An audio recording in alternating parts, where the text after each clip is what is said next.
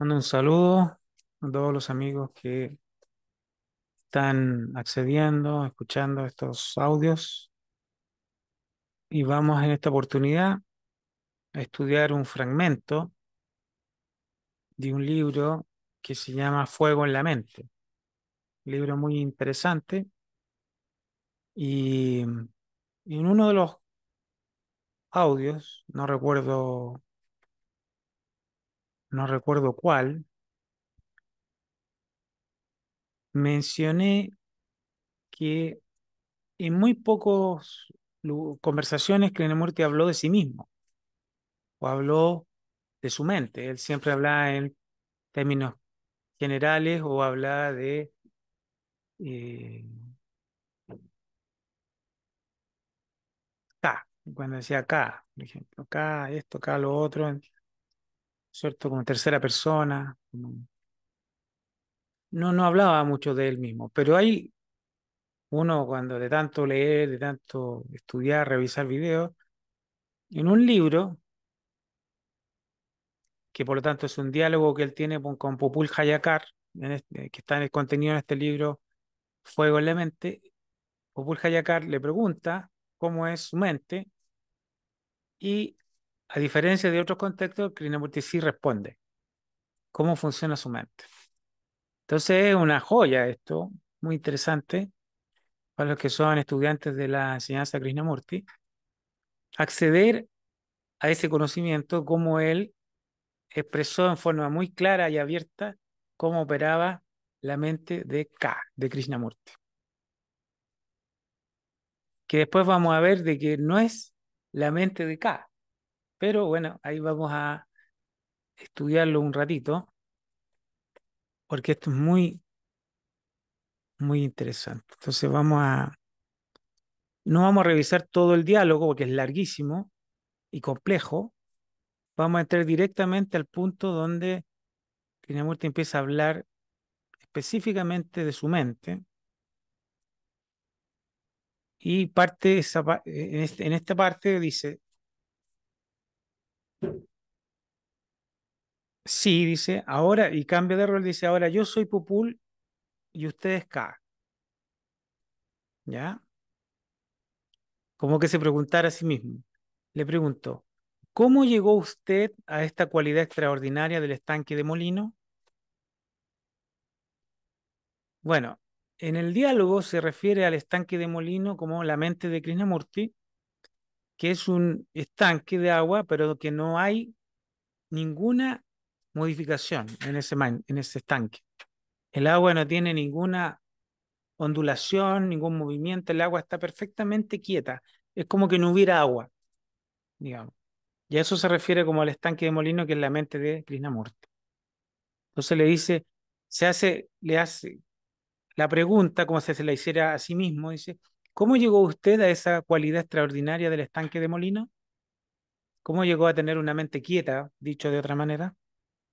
¿Cuál sería, esa sería mi pregunta, dice Krishnamurti. ¿Cómo la capturó? ¿Cómo la obtuvo? ¿Cuáles son sus características? ¿Cómo es que le ocurrió a usted y a mí no? Dígame, ¿qué cosas impiden el estanque de Molino? Entonces Krishnamurti le dice a Pupul Hayakar, tomando la posición de Pupul, eh, que le haría esas preguntas. Mira, ¿cómo llegó usted a eso? ¿Por qué usted tiene esa mente y yo no la tengo? Yo tengo una mente que funciona en el pasado, una mente condicionada, una mente, ¿no es cierto?, repetitiva, de patrones condicionados, etcétera. ¿Por qué usted tiene esa mente y nosotros no la tenemos, digamos, por decirlo así? Entonces Popul Jaigar le dice, por favor, prosiga, señor, porque solo usted puede ser tanto el que pregunta como el que responde. Nadie más puede responder a eso. Entonces, la muerte le dice, es lo que hago, responder, es una gran alegría. Muy bien. ¿Cómo llegué? Perdón. ¿Cómo llegó usted a esto? Y aquí viene lo que Krishnamurti dice, cómo se llega, cómo se podría llegar, entre comillas, cómo podría florecer esa mente quieta, esa mente sin pasado, esa mente completamente regenerada, sin tiempo, sin fragmentación, etcétera, etcétera, etcétera. Entonces Krishnamurti dice, en primer lugar, usted no compara. Eso es lo primero que le dice. O sea, ¿cómo? O sea, viéndolo en inverso, nuestra mente está comparando continuamente, juzgando, condenando, comparando, etiquetando, diciendo esto es mejor, esto es peor. Siempre está la mente en ese estado de comparación.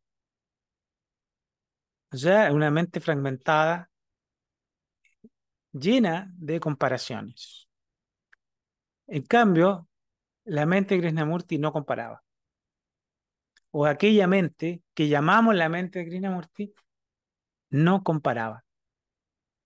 No había comparación, no había juzgar, no había condenar, solo ver o percepción, sin comparación. Entonces dice, carece por completo del sentido de comparación. Fíjense ustedes lo que implicaría tener una mente que no compara, que no juzga, que no condena, que no dice mejor ni peor, que solo percibe. ¿Mm? Cuando vemos lo que pasa en el mundo, el mundo es comparar. El mundo es comparación, es lucha, es conflicto. Es yo peor que los demás, yo mejor que los demás, mi país, etcétera. Todo es comparación. ¿Ya? O sea, la comparación impide, refuerza el sentido del yo e impide que la mente esté quieta, esté en un estanque, que sea un estanque de agua quieta y cristalina. Entonces dice, ni siquiera siente que usted tiene el estanque y que yo no lo tengo. O sea, ese estado mental no posee un yo, no tiene una noción de ser un yo separado. Cuando el estanque está quieto, cuando la mente está quieta, no posee una sensación de yo. Por eso ni siquiera siente que usted tiene el estanque y que yo no lo tengo. ¿Ya? Que usted lo tiene y yo no lo tengo significa comparación. O sea, en ese estanque no hay un yo. De modo que ante todo usted me dice no compare. Me pregunta, ¿puede usted estar totalmente libre de comparación? O sea, ahí hay un primer reto, un desafío. ¿Podemos vivir sin comparar? Entonces dice, eso es algo nuevo para mí. Es una declaración que no entiendo del todo. Se está poniendo a Krishnamurti en la posición de alguien que escucha eso. Que a uno le dijeran, ¿usted puede vivir sin comparar? ¿Usted puede tener una mente que no compare? Entonces, poniéndose en el lugar de la otra persona, Krishnamurti dice, eso es nuevo para mí. Es una declaración que no entiendo del todo. Entonces digo, he vivido toda mi vida a base de comparación. Y ahora usted me está pidiendo que descarte todas las cosas que he aprendido gracias a la comparación. O sea, toda nuestra vida es comparar, ¿ya? Lo cual refuerza la actividad egocéntrica. O sea, estamos hablando en el plano psicológico, ¿no es cierto? En otros planos de la vida hay que comparar, pero nos estamos refiriendo al plano psicológico, al plano del yo, ¿no es cierto? Usted me dice que la lucha, la pena, la envidia, los celos, el impulso de lograr, todas cuestiones que ocurren en la mente, ¿no es cierto? En el pensamiento, que todo eso debe ser completamente disipado. Imagínense ustedes lo que está planteando. O sea, primero, no comparar absolutamente nada di- y posteriormente disipar todos los condicionamientos. Usted me dice que la lucha, la pena, la envidia, los celos, el impulso de lograr, o sea, la codicia, la ambición, que todo eso debe ser completamente disipado.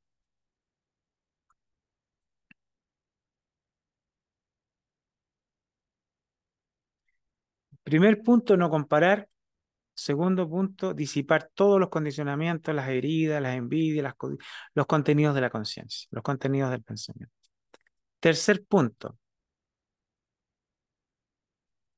Y también me dice, no emplee tiempo en ello.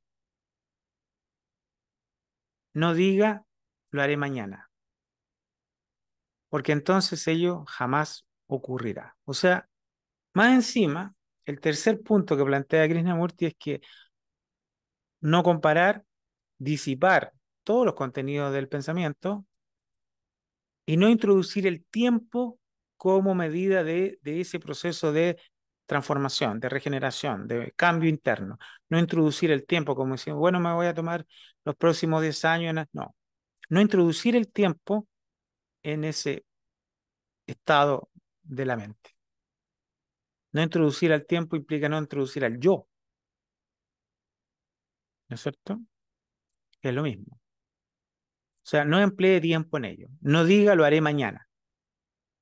Cuando uno dice lo haré mañana es el yo. El yo dice eso. Porque dice, porque entonces ello jamás ocurrirá. ¿Ya?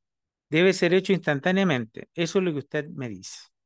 O sea, ahí está, hay una serie de cosas que muchas veces se dice que Krishnamurti no decía. Bueno, aquí claramente está diciendo todas las claves, o sea, las claves fundamentales de la mente quieta, ¿cierto? La mente sin tiempo, ¿ya? O sea, todo esto debe ocurrir sin introducir el tiempo. Por lo tanto, el yo o el logro.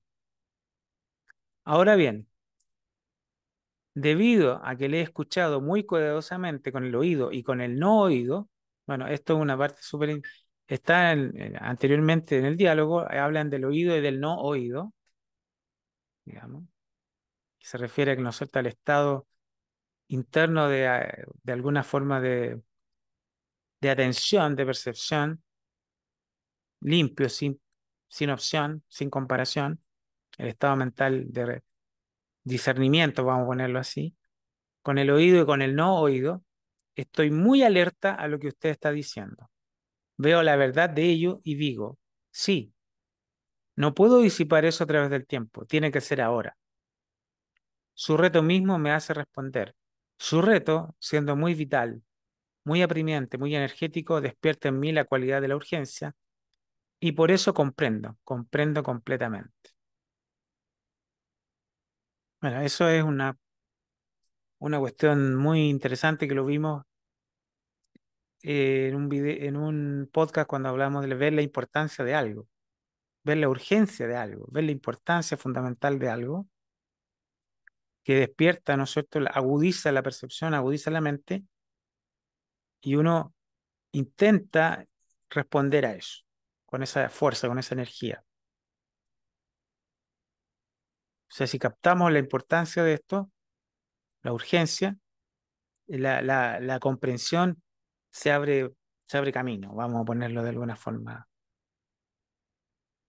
eh, de esa manera. Y sigue.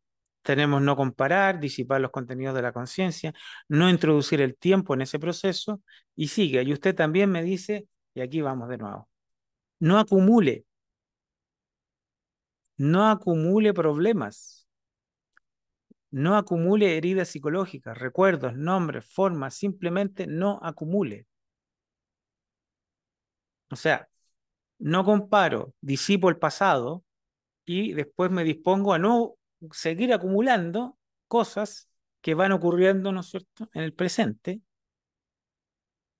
que voy registrando, que el cerebro va registrando. Aquí Krishnamurti está proponiendo que hay un estado, en ese estado no se acumula cosas que no sirven, se acumula lo que sirve, o sea, se registra lo factual, lo que sirve, pero no se acumulan emociones, experiencias negativas, ni cosas que condicionen la percepción, no se acumulan. Entonces dice, no acumule problemas, no acumule heridas psicológicas, recuerdos, nombres, formas, simplemente no acumule. Además, como todo mi ser está escuchándole, comprendo instantáneamente, o sea, está en ese estado de discernimiento. Usted me dice, cada problema debe ser resuelto de inmediato. Surge un reto y en ese estado mental se resuelve inmediatamente. No genera una huella, un registro, un problema que arrastro que sirve para la actividad egocéntrica del yo, ¿no es cierto? Sino que surge el reto y se disuelve inmediatamente la comprensión. Ahora, esto requeriría desde luego muchísimo avance y retroceso. O sea, examinar, estudiar esto, examinarlo, verlo, trabajar en ello, ¿no es cierto? Se requiere mucho en este sentido de investigación, reflexión, examinar, estudiar, analizar este punto que es clave, que es súper importante, pero es difícil. Dice, pero al final de ello yo vería qué es lo que usted quiere decir y comprendería las cosas corrientes. O sea, comprendería, por ejemplo, el temor, el placer, no los reprimiría, sino que comprendería todo su movimiento. Y con la comprensión llegaría a la terminación del dolor, toda la cosa quedaría eliminada. Bueno, esto es bastante, ojalá uno tuviera esa inteligencia, ¿no es cierto? Ese potencial, posible que sí lo tengamos, eh, que en este examen riguroso, serio, terminar con todo el sufrimiento psicológico, que es lo que Krishnamurti está planteando, ¿no es cierto? Por el florecimiento de la inteligencia, ¿no es cierto? Con la comprensión llegaría a la terminación del dolor y toda la cosa quedaría eliminada. Creo que si usted fuera a planteármelo, así es como actuaría. Vea Popul, y aquí es muy interesante esto que dice al final Krishnamurti, que puede ser muy raro porque no lo decía frecuentemente, pero tenemos aquí esta perlita, dice, vea Popul, me hallo en un estado donde me rodea una inmensa extensión de agua, agua cálida, buena, saludable. Nado en esa agua maravillosa, ¿comprende? Naturalmente que está usando un símil ahí, ¿no es cierto? Si alguien me preguntara, ¿por qué Mr. Rao o Mr. Williams vienen y le escuchan todos los años? Yo respondería, no lo sé, pero si yo fuera Mr. Rao, Mr. Williams o Mr. Smith, o perdón, ahí no sé si es Miss, vendría y escucharía todos los años y de ser posible todos los días, porque la flor es diferente cada día, la belleza es diferente cada día. Y esto fue dicho en el Valle de Rishi, en la India, el 15 de diciembre de 1978. O sea, aquí tenemos algo, una primicia brutal, cuando Krishnamurti reveló de manera muy clara y simple que en ese estado todo es siempre nuevo. No hay nada viejo o acumulado o repetitivo. En esa última frase es brutal, dice, la belleza es diferente cada día, siempre es nuevo. En ese vivir siempre se es nuevo, siempre todo es nuevo. O sea, no hay limitación, fragmentación o carga del pasado encima. Siempre es nuevo ese estado. ¿Mm? Es algo muy interesante, brutal, eh, leerlo. Muy posiblemente este video, o sea, este diálogo con Popul Hayakar esté en internet, yo no lo he buscado para verlo directamente cuando habla con ella, porque es muy fuerte, lo que dice, ¿no es cierto? Con relación a aquel estado que aparentemente Krishnamurti creía que todos nosotros de una u otra manera podemos llegar o podemos realizarlo.